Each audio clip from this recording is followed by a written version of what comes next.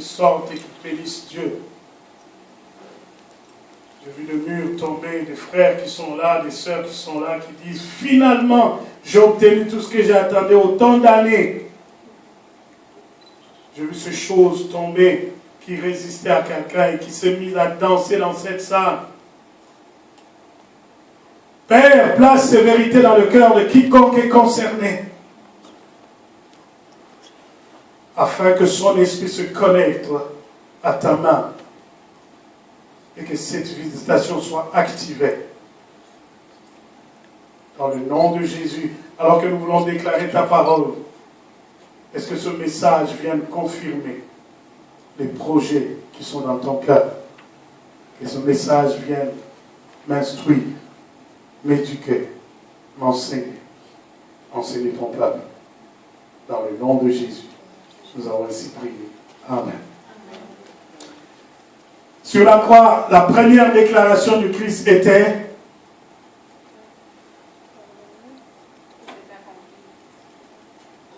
la toute première parole du Christ sur la croix, c'était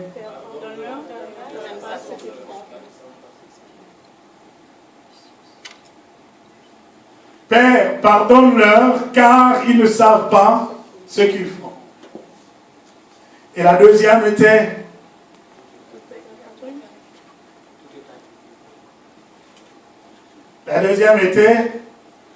tout est accompli.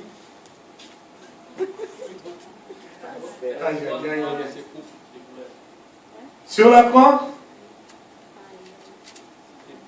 lorsqu'on a lu Luc, chapitre combien dimanche dernier?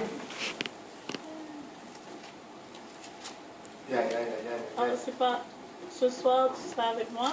Voilà. Père. Ce soir, tu seras avec moi dans le paradis. Et la troisième déclaration était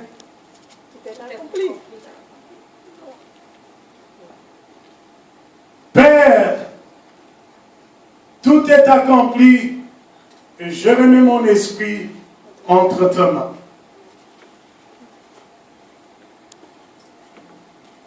Trois déclarations, trois clés.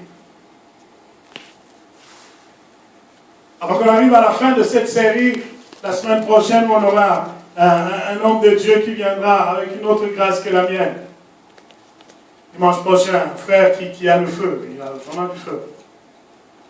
Je veux préparer le décor, parce qu'il faudrait qu'à la fin, que le Christ crie à ton existence, tout est accompli. Pendant qu'on le clouait sur la croix, alors que les humains qui étaient là savaient exactement ce qu'ils faisaient, parce que la Bible déclare qu'ils ont proféré des injures, ils ont parlé contre lui, ils lui ont craché dessus. En réponse à toute cette méchanceté, le Christ trouve que tous ces actes de méchanceté étaient de l'innocence. Et pardonne-leur, car ils ne savent pas ce qu'ils font. Aujourd'hui, je voudrais sceller le message qu'on a commencé, j'ai vivré ma Pâque, sous ce petit terme qui dit l'enseignement de la Pâque, à l'approche de la Pâque. Qu'est-ce que cette nuit-là nous enseigne? Qu'est-ce que le Seigneur révèle à chacun de nous à l'approche de Pâques? Si nous prenons le livre de Matthieu, chapitre 26, à partir du premier verset, le Christ déclare, lorsque Jésus eut achevé tous ses discours, il dit à ses disciples, vous savez que la Pâque a lieu dans 2 jours et que le Fils de l'homme sera livré pour être crucifié. Alors les principaux sacrificateurs et les anciens du peuple se réunirent dans la cour du souverain sacrificateur appelé Caiaphe. Et ils délibèrent sur le moyen d'arrêter Jésus par ruse et de le faire mourir. Mais ils dirent que ce ne soit pas pendant la fête, afin qu'il n'y ait pas de tumulte parmi le peuple. Comme Jésus était à Béthanie, dans la maison de Simon le lépreux, une femme s'approcha de lui tenant un vase d'albâtre, de parfum pour certains, qui renfermait un parfum de grand prix. Et pendant qu'il était à table, elle répandit le parfum sur sa tête. Le disciple, voyant cela, s'indignèrent et dirent, à quoi bon cette perte? On aurait pu vendre ce parfum très cher et en donner le prix aux pauvres. Jésus, s'en étant aperçu, leur dit, pourquoi faites-vous de la peine à cette femme? Elle a fait une bonne action à mon égard. Quelqu'un souligne une bonne action à mon égard. Car vous avez toujours des pauvres avec vous, mais vous ne m'avez pas toujours. En répandant ce parfum sur mon corps, elle l'a fait pour ma sépulture. Je vous l'ai dit en vérité, partout où cette bonne nouvelle sera prêchée dans le monde entier, on racontera aussi en mémoire de cette femme ce qu'elle a fait. Amen. Ça, c'est le premier texte qui répondra à la question, à l'approche de Pâques, qu'est-ce que le Seigneur veut nous enseigner? Il commence par leur poser la question, parce qu'on suppose que tout juif qu'ils étaient, ils devraient savoir que le temps dans lequel ils étaient était déjà le temps de préparation de la Pâque. Il leur dit, vous savez que la Pâque arrive dans 2 jours. Moi, je pense que Jésus se serait limité là, si son objectif était juste de leur parler de la fête. Si son objectif était juste de leur rappeler quelque chose de conventionnel, qu'ils ont l'habitude de faire, qu'ils ont hérité de leur père, et qu'ils ont hérité des générations et des générations avant eux. Si Jésus-Christ voudrait jouer le rôle de reminder, de quelqu'un qui rappelle juste les événements, je pense que la phrase est complète en disant « Est-ce que vous savez que la Pâque arrive dans 2 jours ?» Mais je pense que son objectif en ce moment-là n'était pas de ramener les faits historiques à leur mémoire, mais c'était de les interpeller au caractère particulier de cette fête de Pâques, la toute dernière qu'il fêterait avec eux. Parce que 3 ans et demi qu'il marche avec eux, il aurait fêté au moins 3 Pâques. Si vous lisez bien la Bible, vous verrez que dans chaque Pâques, à l'approche de chaque fête de Pâques, Jésus leur recommandait d'aller faire quelque chose. Et selon le récit de de Matthieu et de Luc, en cette dernière fête, Jésus aussi va leur demander de faire quelque chose. On va le voir plus tard. Il va leur demander d'aller dans la maison de X prénom, aller dans la maison d'Henri qui habite sur vers Grenet. Dites-lui que le maître a besoin de ta chambre pour manger la Pâque avec nous. Donc à chaque fête de Pâques, Jésus avait toujours un enseignement à donner. Il voulait captiver leur attention sur ce qui était plus important pour Dieu. Ce n'était pas les coutumes et les traditions religieuses qui attiraient Dieu, mais le message et l'esprit qui était derrière ces actes cultuels qu'on faisait. Si nous célébrons la Pâque, nous devrions savoir que la Pâque marchait avec l'immolation de l'agneau. Alors il leur dira, savez-vous que la Pâque arrive dans 2 jours et que le Fils de l'homme sera livré pour être crucifié? Ça il ne rappelle pas, il interpelle. Est-ce que quelqu'un est avec moi? Il ne rappelle pas une fête, mais il interpelle sur ce qui va arriver. Savez-vous que la Pâque arrive dans environ 2 semaines? Et qu'en cela, nous allons célébrer le Christ qui était mort et crucifié pour nous? Je ne vous rappelle pas, mais je vous interpelle. Je ne nous rappelle pas le calendrier, mais je voudrais attirer notre attention sur ce qui est important lorsqu'on fête la Pâque. on se rappelle que l'agneau de Dieu était réellement Jésus. On se rappellera aussi que quand il est allé mourir sur la croix, au fond, il y a des événements, il y a des choses qui se sont passées cette nuit-là. Et je m'attardais sur les leçons de ce qui s'est passé entre les 2 jours. Pendant les 2 jours où le Christ le rappelait que non, c'est dans 2 jours que je veux mourir. Les choses qui s'étaient passées. Parce qu'il voulait révéler qu'est-ce qui était dans l'homme. La première chose, c'est que Jésus donne toujours une chance au nouveau départ, au nouveau recommencement. Avant la croix et sur la croix. Est-ce que quelqu'un est avec moi? Amen. Jésus donne une chance au nouveau départ. Il a fini sa mission. Après cette rencontre, Jésus ne guérit plus le malade. Après cette rencontre, Jésus ne chasse plus le démon physiquement. Mais il fait encore un autre miracle avant d'aller sur la croix. Il va rentrer le nom d'une femme dans les annales.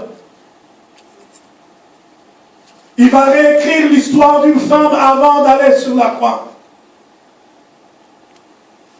Il va aussi nous permettre de voir que le cœur de l'homme est tortueux, le cœur de l'homme est méchant. Pendant 3 ans et demi, les apôtres ont bénéficié de toutes les faveurs divines. Pierre a vu sa belle-mère être guérie. Il a vu combien sa petite pirogue était remplie de poissons pendant que toute la nuit il a cherché à pêcher. Avec toute l'expérience qu'il avait, il n'était pas capable d'avoir un seul poisson. Pierre a eu la faveur de parler des choses dont personne n'avait parlé avant. Avant Pierre, personne n'avait sorti de sa bouche que tu es le Christ de Dieu.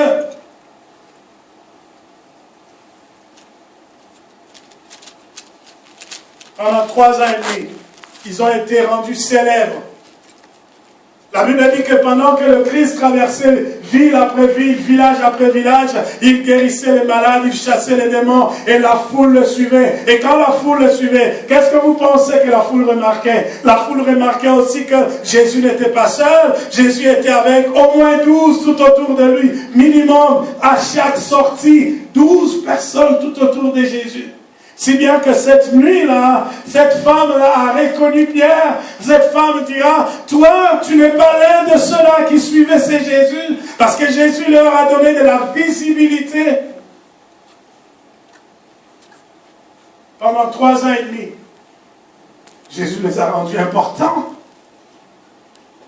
Pendant 3 ans et demi, ils ont été aussi exercés, initié à l'exercice de la puissance divine. Alors qu'il n'était même pas encore monté sur la croix, le Christ a changé le calendrier des choses. Dans la chronologie des choses, il fallait que le Messie naisse, il meure, il aille sur la croix et que la puissance du Saint-Esprit soit répandue. Mais Jésus n'est pas encore allé sur la croix. Il va leur dire, allez 2 à 2, marchez, et il souffle sur eux, il leur donne le pouvoir de chasser les démons. Et ils ont exercé la puissance avant la croix.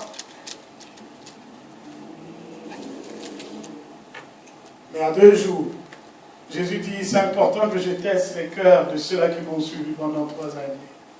C'est important que je sache qui est avec moi, qui n'est pas réellement.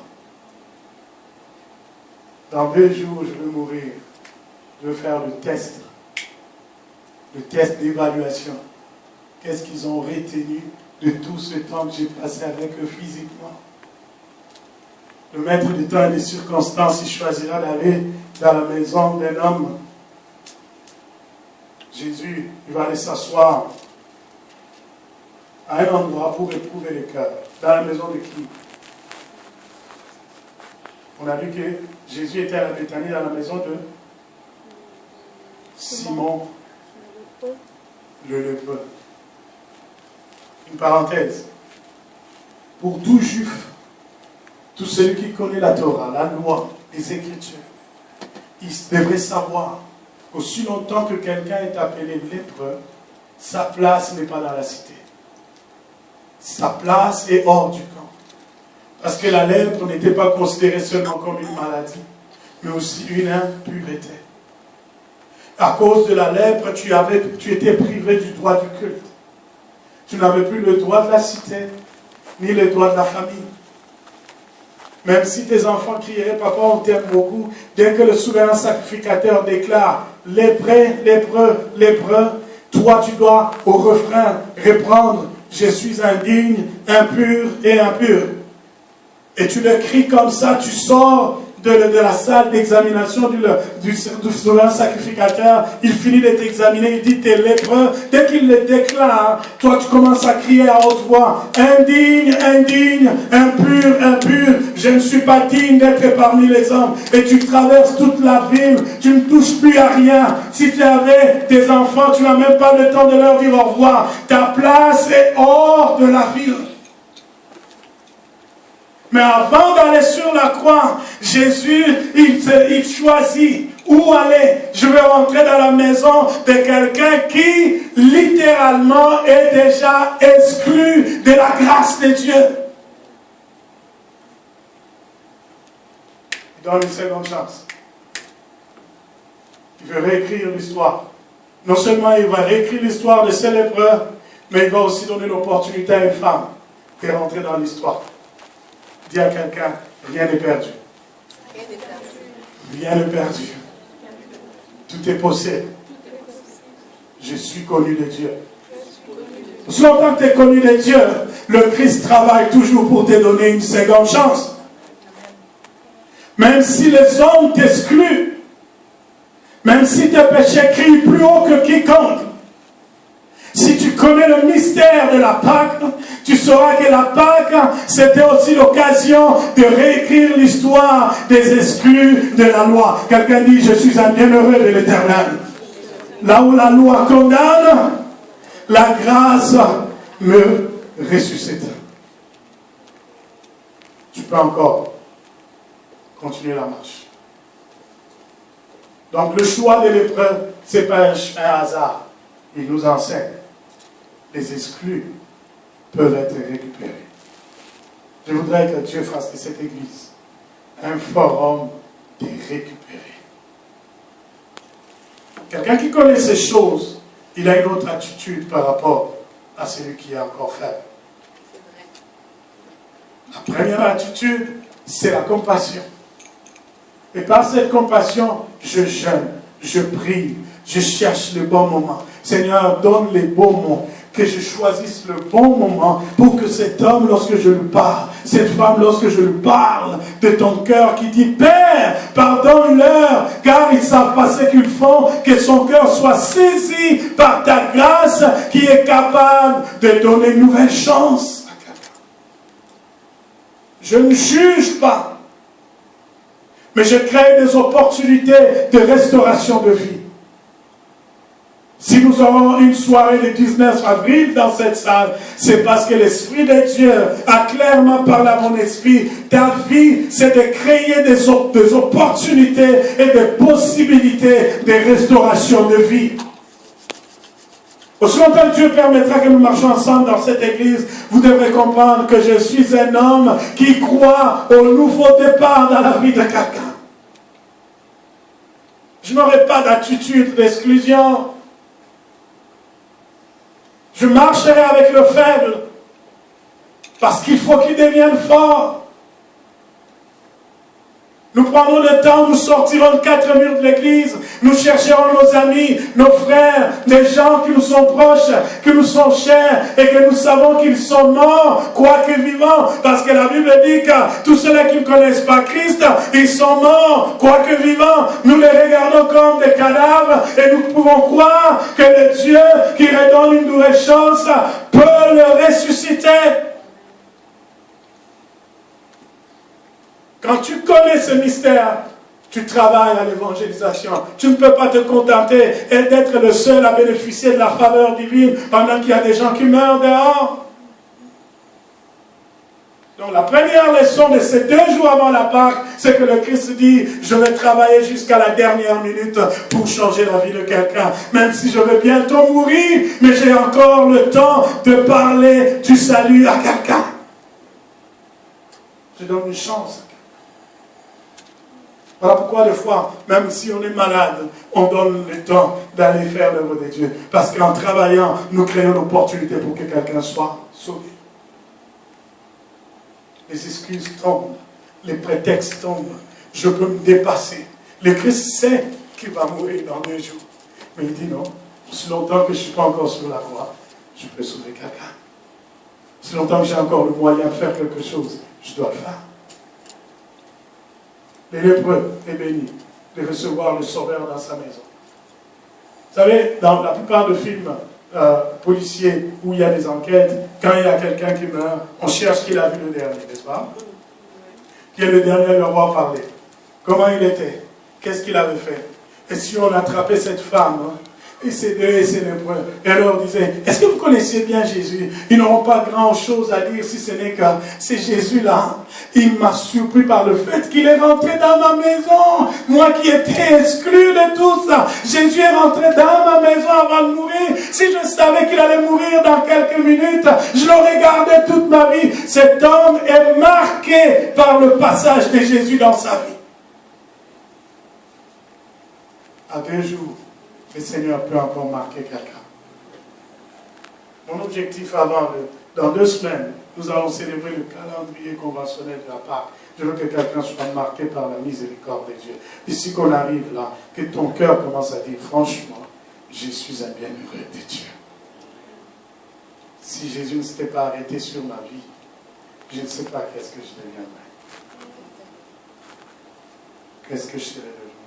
Un jour, j'écoutais Fred Hammond chanter, il chantait la chanson Jesus, you are the fence. Dieu, la protection, la clôture de ma vie. Et il s'est arrêté à un moment donné et dit, si vous pouvez savoir qu'il y a des gens qui, il y a quelques secondes avant ce moment, ils avaient un gage sur leur tête et on te disait que ta vie est over. Maintenant, là, tu es fini. Mais après, il ne sait pas comment, qu'est-ce qui s'est passé, on ne l'a pas shooté et aujourd'hui, il se retrouve dans la maison de Dieu. Il chante. Si tu pouvais savoir combien de choses le Seigneur a éloigné de ta vie, parce que tout simplement, il voulait te donner la chance d'être sauvé avant de mourir. Il y a des gens parmi nous, peut-être que la drogue t'aurait déjà emporté, peut-être c'est l'alcool, peut-être c'est la cigarette, peut-être c'est la sexualité, des maladies qui pouvaient t'emporter, mais Dieu te fait grâce. Il veut marquer quelqu'un. Si tu vis, c'est par la grâce. Maintenant, comment on le remercie? Ça, c'est la deuxième femme qui rentre, la femme qui rentre en action maintenant. Cette femme vient avec le parfum d'un grand prix. Elle déverse, selon Matthieu, sur la tête du Seigneur. Selon Luc, on parlerait même de cette femme qui avait d'auparavant essuyé les pieds du Seigneur avec ses cheveux. Un acte de rabaissement. On se rabaisse à ses pieds, mais on reconnaît aussi que cet homme, c'est un grand homme. Il nous a marqué par son histoire. 3 ans et demi, cette femme vient se jeter, elle met le parfum. Le révélateur de cœur commence à travailler. Les disciples qui avaient bénéficié de faveurs divines pendant 3 ans et demi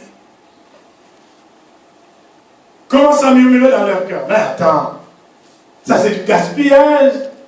Ce parfum est d'un grand prix.